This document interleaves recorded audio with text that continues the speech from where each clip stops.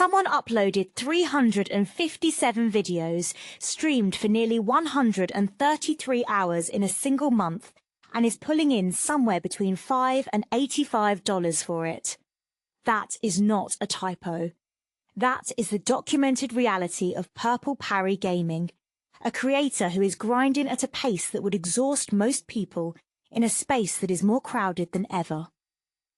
Today, we're getting into who Purple Parry Gaming actually is, what the numbers behind this channel reveal about the independent creator struggle, and what this story tells us about what it really takes to survive and maybe eventually thrive in the streaming world in 2026. And to dig into all of this, I've got someone who has been deep in the weeds on creator economy data and streaming culture. Let's get into it. Walk me through who we're actually talking about here. So Purple Parry Gaming is the content creation brand of a creator named Parry Kettlewell. The channel launched on YouTube on March 5th, 2021, and it operates across multiple platforms: YouTube, Twitch, Kick, TikTok. It's genuinely a multi-platform operation, which is not nothing. Right, and the name itself, Purple Parry Gaming, there's actually something intentional going on there, right? Yeah, and this is one of those details that I think gets overlooked. According to a profile on Ride Game from February 2026, the name is a deliberate double meaning. Purple is the visual anchor. It creates instant recognition across thumbnails, overlays, social profiles. And Parry is both the creator's actual name and a gaming term. It refers to that skill-based defensive counter move you see in action games. So the brand is doing two things at once. That's actually pretty clever for an independent channel. Like, it's not just a random gamer tag. Exactly. And the branding intentionality goes further than just the name. One thing that really stands out about Purple Parry Gaming compared to most independent creators at this scale is that there's a dedicated producer involved. Someone named Green Gary is identified as the producer for the channel. Wait, a producer? At 2,000 subscribers? At 2,000 subscribers. And the Ride Game profile makes the point that this signals a level of production intentionality that goes beyond your average one-person streaming operation. Having a producer means more structured content planning, better post-production, a collaborative creative process.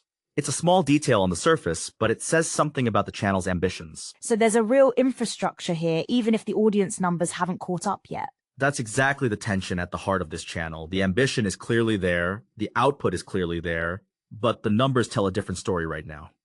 Okay, so let's actually get into the content itself, because when you look at what Purple Parry is actually putting out, it's not purely gaming gameplay, right? Like, the recent videos are something else entirely. Yeah, and this is where it gets really interesting from a strategy perspective.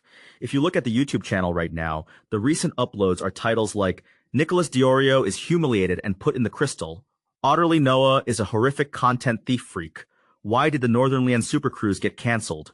Sneeko was right about Brandon Buckingham. These are commentary and drama videos, not gameplay. So it's shifted from survival horror playthroughs, which the Raid Game profile mentions, toward more of a commentary lane. Right. And honestly, that pivot makes a lot of sense when you look at the broader streaming data.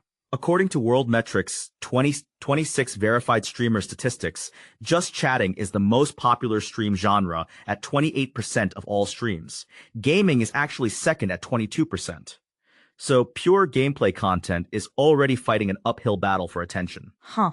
So gaming is not even number one anymore. It's not. And commentary content sits in that just chatting adjacent space. It's personality driven, it's reactive, it's about the creator's voice and takes more than about the game itself, which is exactly what Purple Parry seems to be leaning into. And some of those commentary videos are actually getting decent traction. The Northernlian cruise cancellation video had 2.1k views in 7 days, which for a 2k subscriber channel is not bad. Exactly. And on the short side, the Brandon Buckingham GoFundMe short hit 4.5k views. So there are individual pieces of content that are clearly resonating beyond the core subscriber base. Okay, so let's zoom out and actually look at the raw numbers, because I think this is where the story gets really real. What does Social Blade tell us about where this channel actually stands? So according to Social Blade data, Purple Parry Gaming has 2,000 subscribers, 337,621 total views, and 357 videos uploaded. The channel launched in March 2021, so that's about 5 years of content. Social Blade gives it a C- grade.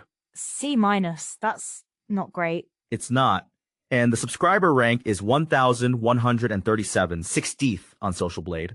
The views rank is 5,426, 175th. So, in the grand scheme of YouTube, this is a channel that is very much in the long tail. And the earnings estimate from Social Blade, $5 to $85 a month. That's the number I mentioned in the intro, and it still kind of floors me. Yeah, and to put that in context, Social Blade estimates yearly earnings at $7,100 to $1,100.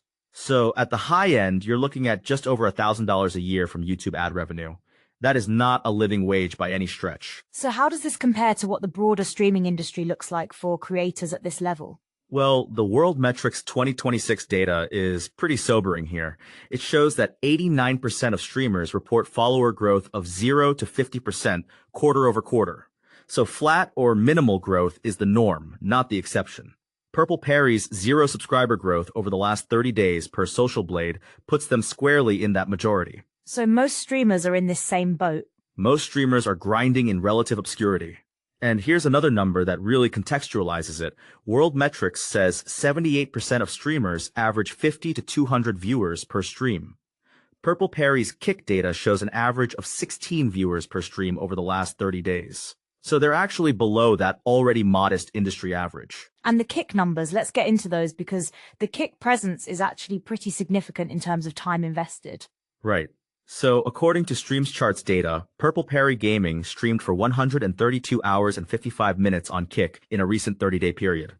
That's essentially a full-time job in terms of hours. The peak viewership in that period was 276 viewers. The average was 16. And the channel has 475 Kick followers, with 144 new followers gained in that same 30 days. So 132 hours of streaming for an average of 16 viewers. That is a lot of output for a very small room. It is. And I think that's the central tension of this whole story. The work ethic is undeniable. The infrastructure, the producer, the multi-platform presence, the consistent upload schedule, all of that is real. But the audience hasn't scaled to match the effort yet. And that gap between effort and reward is not unique to Purple Parry. This is basically the defining challenge of the independent creator space right now. Completely. And the Collapster 2026 Influencer Marketing Report gives you the macro picture. The global creator economy is projected to grow from $191 billion in 2025 to $528 billion by 2030. That's a 22.5% compound annual growth rate. So the pie is getting bigger. But a bigger pie doesn't mean everyone gets a bigger slice. Exactly. And the World Metrics data makes that really clear. The top 1% of streamers earn $1.8 million annually from subscriptions and bits. The average streamer revenue is $52,000 a year, but that average is being pulled up by the top earners. For someone at Purple Parry's level, the realistic earnings picture is much closer to that $5 to $85 monthly range we saw on Social Blade. And the number of creators competing for that attention is exploding. The Collapster report says the number of user-generated content creators surged 93% year over year. 93% year over year. So you have this situation where the market is growing, but the competition is growing even faster. And brands are actually spending less per collaboration, around $202 per influencer collaboration in 2025, down from the previous year, precisely because there are so many creators to choose from. So the supply of creators is outpacing the demand for them, which drives down what any individual creator can command. That's the market dynamic. And it's brutal for independent creators who don't have the scale to attract brand deals in the first place. Okay, I want to go back to something you mentioned earlier, the content pivot toward commentary and drama. Because when you look at the Kick stream titles, it's very much in that same lane. Brandon Buckingham comes up repeatedly. There's a stream called Brandon Buckingham's Goons Attack, another called Ethan vs. Edubs, The Dark Souls of Lawsuits on Twitch. This is very much a commentary creator at this point. Yeah, and I think that's a deliberate strategic choice, not an accident. Commentary content about other creators, especially drama and controversy, tends to have a built-in search audience. If someone is already following the Nicholas Diorio situation or the Brandon Buckingham drama, they might find Purple Parry's take on it through search or recommendations. It's essentially riding the coattails of larger creators' controversies to get discovered. Which is a legitimate strategy. And it's not cynical. The Ride Game profile describes the channel as having honest commentary and a personal, unpolished style that feels refreshingly real. So there's a genuine voice there, it's just being applied to topics that have existing search volume. And that authenticity piece is something the Ride Game profile really emphasizes. The idea that Purple Parry isn't trying to be everything to everyone, and that's actually what makes it resonate. Right. The profile specifically contrasts Purple Parry with what it calls massive brand-sponsored channels and algorithm-chasing trend hoppers. The argument is that the unpolished, genuine approach is a differentiator in a space full of hyper-produced content. But here's where I want to push back a little, because is authenticity enough? Like, the numbers suggest that being genuine and working incredibly hard is not automatically translating into audience growth. That's the honest question. And I think the answer is that authenticity is necessary but not sufficient. You also need discoverability.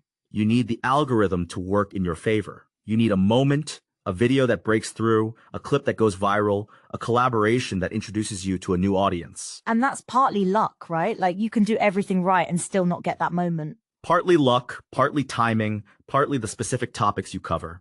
And the World Metrics data actually has a really telling stat on this. 40% of new followers unsubscribe within 30 days. So even when you do get a spike, holding on to that audience is a completely separate challenge. 40%. So nearly half of anyone who subscribes is gone within a month. Which means the churn problem is just as important as the growth problem. You have to keep earning the audience you already have while also trying to find new people. And that's where the volume of content Purple Parry is putting out starts to make more sense as a strategy. If you're uploading constantly, you're giving the algorithm more chances to surface your content, and you're giving existing subscribers more reasons to stay. Exactly. 357 videos in roughly 5 years, plus 132 hours of streaming in a single month on Kick alone. That is a volume-first strategy. And it's not wrong, it's just a grind that requires enormous, sustained effort for uncertain returns. I want to bring in something from the research on live streaming communities, because I think it adds a layer to how we understand what Purple Parry is building. There's a 2023 study from the Chi Conference on Human Factors in Computing Systems, researchers from Penn State and New Jersey Institute of Technology, that looked at how micro-communities form around streamers. Yeah, and that research is really relevant here. The study found that each micro-community centered around a streamer develops its own norms and guidelines, and the relationship between the streamer and their moderators, the people who help manage the community, is actually really complex.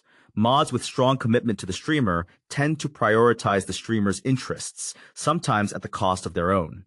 So the community that forms around a small creator like Purple Parry is actually doing a lot of the work of sustaining that creator's presence. Right. And for a channel at this scale, that core community, however small, is everything. They're the ones showing up to streams, leaving comments, sharing clips. The streams charts data shows a clip called ZD's Deddy from May 2025 got 42 views, and Destiny and Your Part in It from August 2025 got 32 views. These are small numbers, but they represent real people who are engaged enough to clip and share content. And there's also a Springer study on live streaming that categorizes audience behaviors that demonstrate support for streamers into 3 types. The search results don't give us the full breakdown, but the framing is interesting. It's treating viewer support as something that can be studied and categorized, which tells you how seriously researchers are taking this space. And that's the broader point. Live streaming is no longer a niche hobby. It's a legitimate area of academic research, a multi-billion-dollar industry, and a career path that millions of people are pursuing. The question is just how many of them can actually make it work financially. And the answer, based on everything we've looked at, is not many. At least not at the level where it's a sustainable primary income. The World Metrics data puts the top 1% earning $1.8 million a year. The average is $52,000. But the median, the creator in the middle of the distribution, is almost certainly much lower than that average. Purple Parry's estimated $71,000 to $1,100 a year from YouTube is probably closer to the median reality than the average suggests. So what does the future actually look like for a creator in Purple Parry's position? Like, what would it take to break through? A few things. One is that moment of discoverability, a video that catches fire, a clip that gets picked up by a larger account. The commentary lane Purple Parry is in can produce those moments because the topics already have audiences.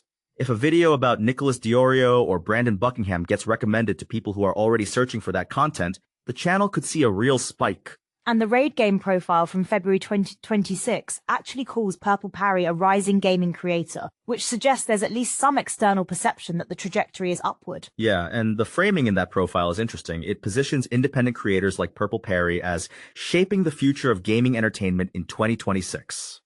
That's a bold claim for a 2K subscriber channel, but the argument is that authenticity and multi-platform presence are the right ingredients, even if the scale isn't there yet. There's also the AI angle to consider.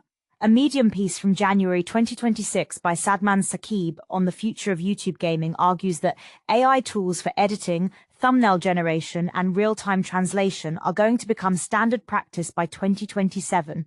That could actually level the playing field for independent creators who can't afford big production teams. That's a real possibility. If AI lowers the production cost and time investment for things like editing and thumbnails, a creator with a dedicated producer like Green Gary could actually punch significantly above their weight class in terms of content quality.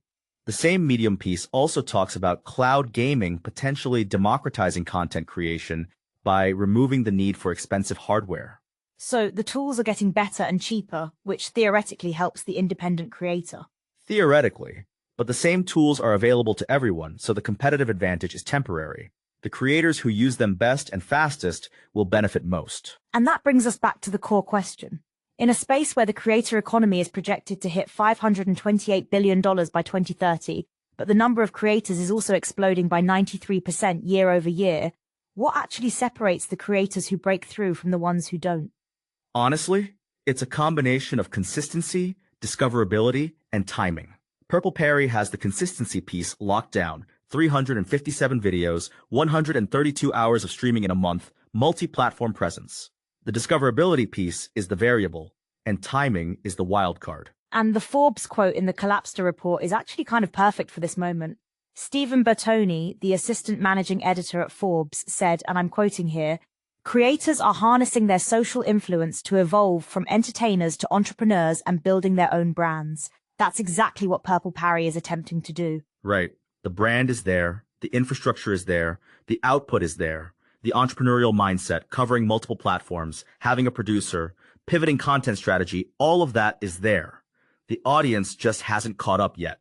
And yet is doing a lot of work in that sentence. It is, and I think that's the honest place to land. There's no guarantee. The numbers right now are not encouraging in terms of financial sustainability, but the structural choices Purple Parry has made, the producer, the multi-platform approach, the content pivot toward commentary, are the right moves for a creator trying to grow in this environment.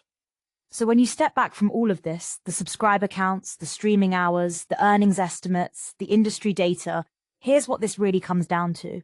Purple Parry Gaming is a case study in what independent creator ambition actually looks like at ground level. And it's not glamorous. It's 132 hours of streaming in a month for an average of 16 viewers. It's 357 videos uploaded over 5 years for 2,000 subscribers.